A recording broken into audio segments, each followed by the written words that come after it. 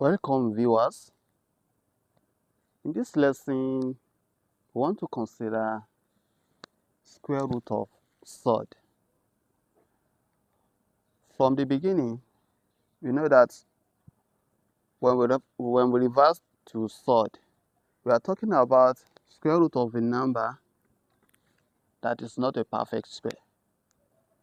It beyond that, but what we normally work with when we talk about surd, we are talking about the root of a number that is not a perfect square. And if such number is a perfect square, then it means it's not a surd. So, but because surd are irrational number, and once you have a perfect square, like for square root of 4 is 2, so there is no recurring. So the decimal is recurring in the sense that, and this decimal also terminates. So because of that, this is not a surd. So, but you have a surd when you cannot find the square root of such a number, like square root of 3. Despite surd is square root of a number, we can still find square root of some surds. We can still look for their square root. And this is what we have on the board. We have 7 minus 4 root 3. So this is a surd in the sense that by the time you use your calculator to calculate what to obtain the result of this, you realize that the decimal is not recurring, meaning this is a rational number. Now, how do we calculate the square root of surd? We use the knowledge of equality of surd. We apply the knowledge of equality of surds. Suppose you have this surd, p plus square root of q equals r plus square root of s. For these two surds to be equals to each other, what that simply means is that the part without the root, which is the rational part of this number, the rational part must be equal, while the irrational part must also be equal.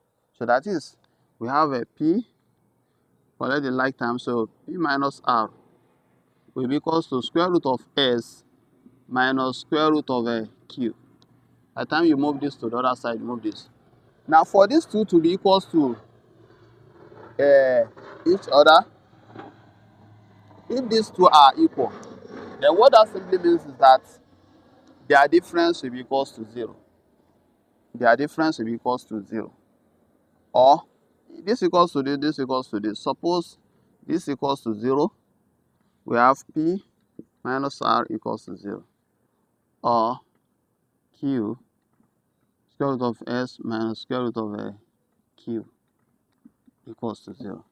And from here, for these two to be equals to 0, it means your p equals to r. For this to be equals to 0, it means your s equals to q. And that is what we mean by equality of surd. So when we say two surds are equal, it means the rational parts are equal. The irrational parts are also equal. Now, let's apply the knowledge now to find the root of this question. Now, we have to find the square root of 7 minus 4 root 3. And you know, when you obtain the square root, we assume that our result, when we obtain the square root, equals square root of a minus square root of b. Now, the reason why we have this equals to square root of a minus square root of b is because of this negative sign. Suppose the question says we are looking for 7 plus 4 root 3. We want to find the square root. Then the choice of what the result is likely to be will be square root of a plus square root of b. What I just want to take from this is the sign you have in the question determine what will be the sign in your result. If you have square root of, when you have the difference of a rational and the irrational part, then you are using the difference. You are using this. And when you have the sum like this one, so the sign here will also be positive, so you are using addition. So here, because of the minus, so you are using subtraction. So meaning your result, expected result should be this. But if the sign is plus, so you are using plus. Now, since we assume, so what we did here is we let this equals to this, since we want to find the square root. And you know, when you find the square root of a number, ordinarily you're supposed to have two results plus positive result, like square root of 4 will be 2 and minus 2. But the question says find the positive square root, means you are going for the positive one, you are not going for the negative one. Now, so the first assumption is this equals to this. Now, let's solve this so that we can get the value of a and b. So the first thing, we have square root here. So in order to remove this square root now, we have to square both sides. So you square both sides. So we have square root of 7 minus 4 root 3, everything square, equals square root of a minus square root of b. Then you square. Okay. Now, the square root will remove the root here. So you have 7 minus 4 root 3 equals, when you square this one, you have to expand. By the time you expand this, you are to have a plus b minus 2 root ab. So expand this, you get this. Now, since we have this, by the concept of equality of surd, you can see that this is the rational part where you have the square root. This is the rational part, meaning for these two surds to be equal, the rational parts are the same. The irrational part are also the same. So we equate. So now you equate the rational with rational and the irrational with irrational. What do I mean by that? Where you have the square root will be equal to where you have the square root. The one without root will also be the same. So now here, without root, this a plus b is same thing as 7. So now we say a plus b equals to 7.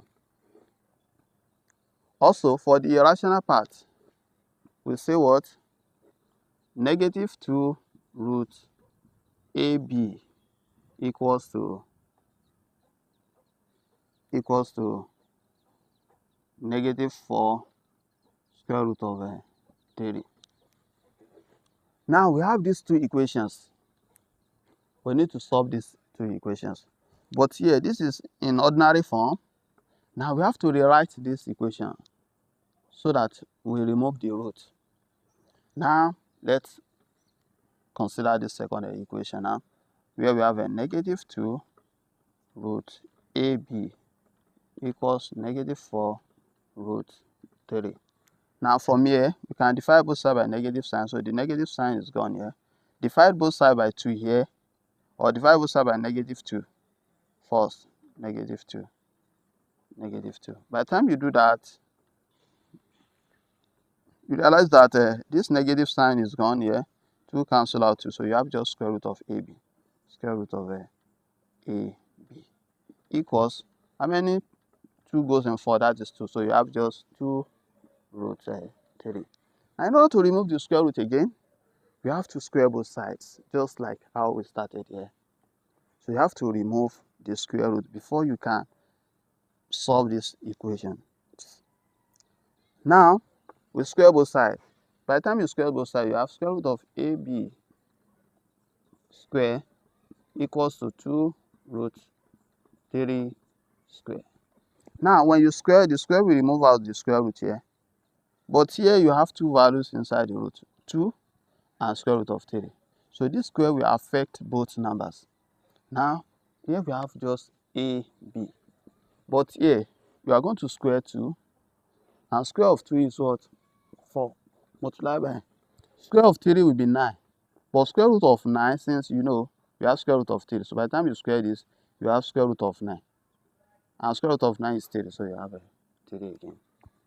So anytime you square root of a number, you get back that number. Square root of a square That is just it, just like what you have here. You can see the square, remove the square root.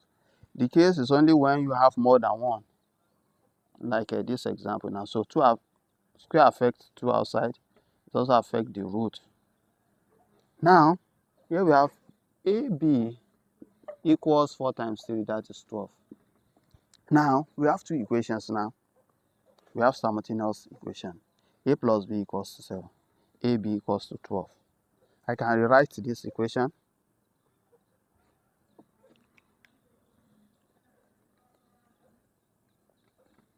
Now,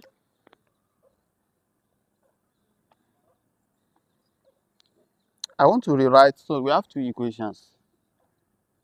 A plus B equals to 7. The second equation, we have AB equals 12. Now, we need to solve these two equations. So, we assume this is our equation 1, this is our equation 2. To solve this simultaneous equation, so the method you can use to solve this is substitution method. Substitution method. Now we have to make one of these letters subject in one of the given equation. So let's go by making A subject in equation 1. So we will make A subject here in equation. So you have A equals to 7 minus B. You know this is equation 1. You have A. Want to make A subject, we need to move away this B. This B is positive here. By the time you move it to the other side, it becomes a negative. So now you have A equals to 7 minus B. Now, this is the new form of our equation 1. Now, let's substitute this resulting equation into equation 2. So now, let's call this our new equation 1 or equation 1 star. So now we are going to put this equation 1 star in equation 2. Now, this is our equation 2. A, B equals 12. So wherever you see A, we replace it with 7 minus B. Now here is A. So now I write 7 minus B to replace letter A. Now what after A, what is left? B. So B is at the back here, and everything equals to 12. Now you open the bracket. So B multiplied by 7, that is 7B. B multiplied by B, that is B squared. Everything equals to 12 again. Now, here we can rewrite this equation as B squared minus 7B plus 12 equals to 0. Oh, don't get me wrong. You know, B is positive here, right? And negative here. Move it to the back. It becomes positive. So you have this. 7 is positive here. Move it to the back. Becomes negative. 12 is already positive here. So everything here will now be equals to 0. So you can rewrite as this equals to 0. Because by the time you move this, you have B positive minus 7B plus 12. Nothing will be here, so equals to 0. Now let's factorize this. So what are the two factors of when you want to factorize? The first thing you do, you multiply this by this. You multiply this together.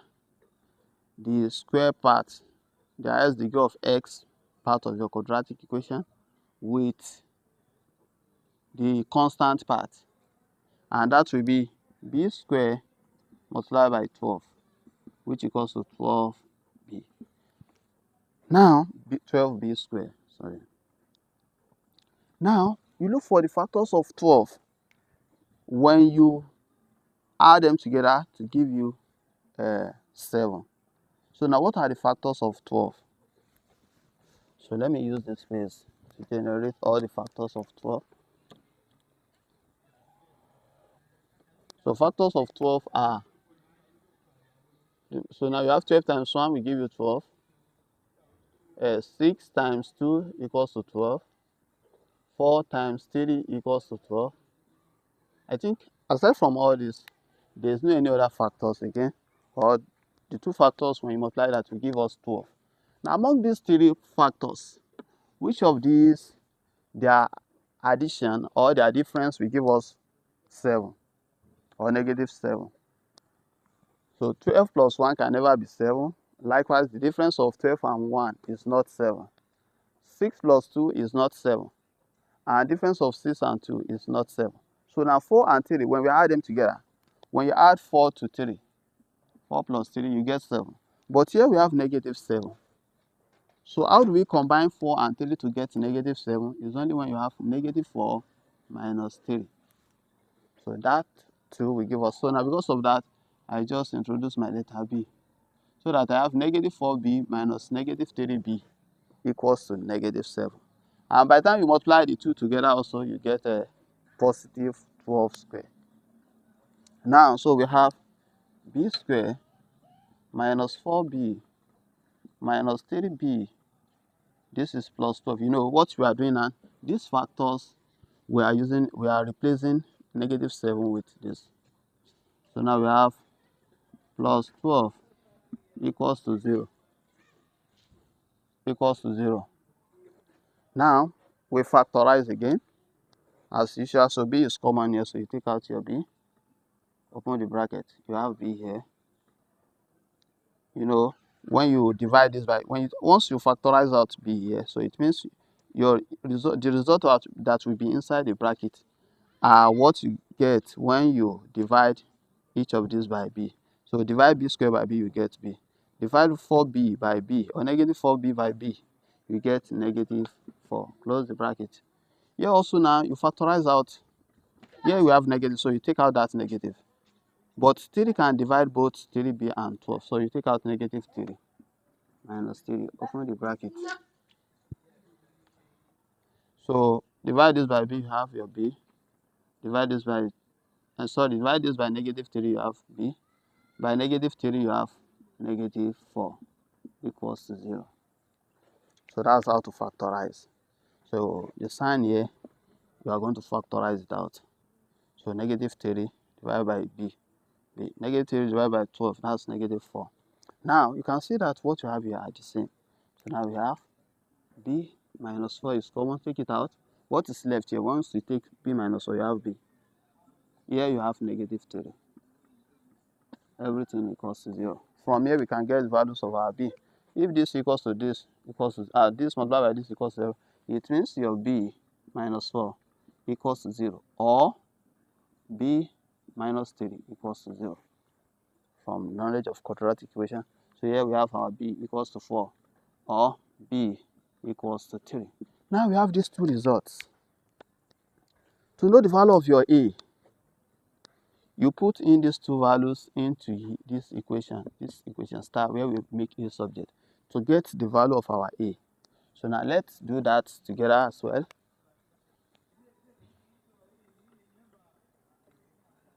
So now when a equals to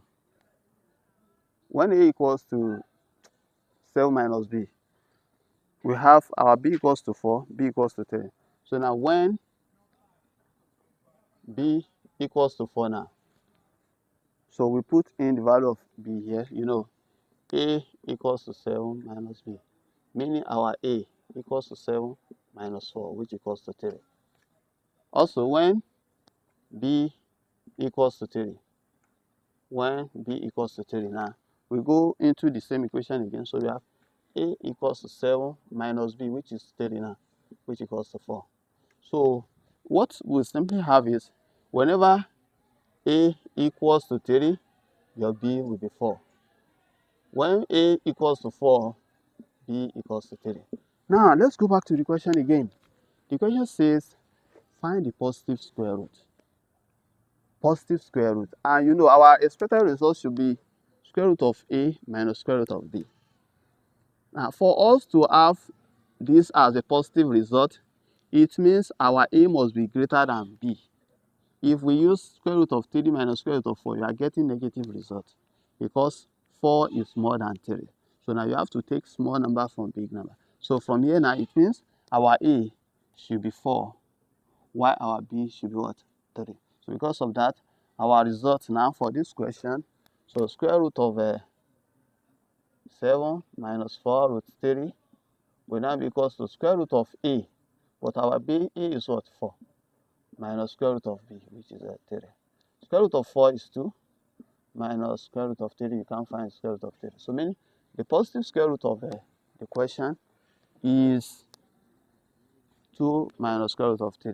But if the question says just find the square root of this question, then that is when your result, you consider the two cases, your result will be square root of 4 minus square root of 3, or square root of 3 minus square root of 4. And this is 2 minus root 3, or root 3 minus 2. So this negative, this one will be positive. Now this is just the solution. So the solution to this question is 2 minus square root of 3, and that is a simple way to find the square root of a surd. But you know, math is all about practice. So by the time you practice several questions, you realize that the question we solve for almost 15 or more than such a minute can be solved in less than 1 minute, can be solved within 30 seconds. Don't worry, watch out for how to solve that on my channel. So you can solve this question within 30 seconds. So that is shortcut for students that want to write CBT exam. But if this theory part, you don't have, there's no shortcut. You have to show your lecturer or your teacher how you get this. If you are writing WAEC, you have to show them how you get your result. But for objective, nobody, you don't need to show anyone. You just have to get your result. So within just 2 or 3, within just 3 or 4 steps, if I'm writing an exam, I will only write maybe 3 steps, I will get this result. And so watch out for that in my next video.